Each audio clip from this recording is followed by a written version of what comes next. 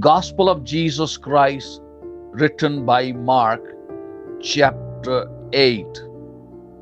In those days, the multitude being very great and having nothing to eat, Jesus called his disciples to him and said to them, I have compassion on the multitude, because they have now continued with me 3 days and have nothing to eat. And if I send them away hungry to their own houses, they will faint on the way, for some of them have come from afar.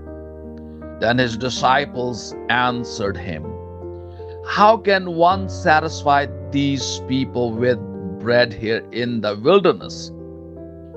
He asked them, How many loaves do you have? And they said, 7. So he commanded the multitude to sit down on the ground. And he took the 7 loaves and gave thanks, broke them and gave them to his disciples to set before them. And they set them before the multitude. They also had a few small fish, and having blessed them, he said to set them also before them. So they ate and were filled, and they took up 7 large baskets of leftover fragments. Now those who had eaten were about 4,000. And he sent them away immediately, got into the boat with his disciples, and came to the region of Dalmanutha. Then the Pharisees came out and began to dispute with him, seeking from him a sign from heaven, testing him. But he sighed deeply in his spirit and said, Why does this generation seek a sign? Surely I say to you, no sign shall be given to this generation. And he left them, and getting into the boat again, departed to the other side. Now the disciples had forgotten to take bread, and they did not have more than 1 loaf with them in the boat. Then he charged them, saying, Take heed, be aware of the leaven of the Pharisees and the leaven of Herod. And they reasoned among themselves, saying, It is because we have no bread. But Jesus, being aware of it, said to them, Why do you reason because you have no bread? Do you not yet perceive nor understand? Is your heart still hardened? Having eyes, do you not see? And having ears, do you not hear? And do you not remember when I broke the 5 loaves for the 5,000? How many baskets full of fragments did you take up? They said to him, 12. Also, when I broke the 7 for the 4,000, how many large baskets full of fragments did you take up?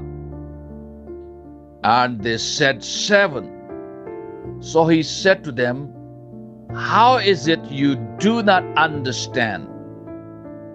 Then he came to Bethsaida, and they brought a blind man to him and begged him to touch him. So he took the blind man by the hand and led him out of the town. And when he had spit on his eyes and put his hands on him, he asked him if he saw anything.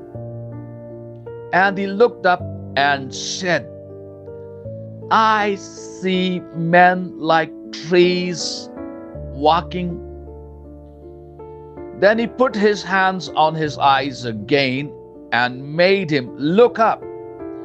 And he was restored and saw everyone clearly. Then he sent him away to his house, saying, "Neither go into the town nor tell anyone in the town." Now Jesus and his disciples went out to the towns of Caesarea Philippi, and on the road he asked his disciples, saying to them, "Who do men say that I am?" So they answered, "John the Baptist, but some say Elijah, and others one of the prophets." He said to them, "But who do you say that I am?" Peter answered and said to him, "You are the Christ." Then he strictly warned them that they should tell no one about him. And he began to teach them that the Son of Man must suffer many things and be rejected by the elders and the chief priests and scribes and be killed, and after 3 days rise again.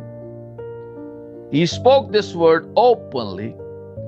Then Peter took him aside and began to rebuke him.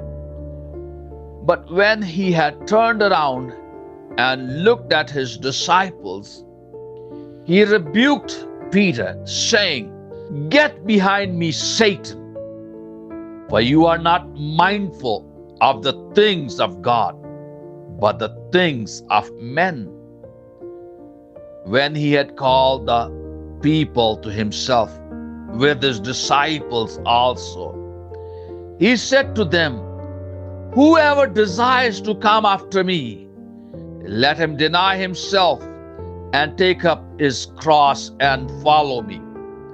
For whoever desires to save his life will lose it, but whoever loses his life for my sake and the gospel's will save it. For what will it profit a man if he gains the whole world and loses his own soul? Or what will a man give in exchange for his soul? For whoever is ashamed of me and my words in this adulterous and sinful generation, of him the Son of Man also will be ashamed when he comes in the glory of his Father with the holy angels. May Jesus Christ of Nazareth bless us through his word. Amen.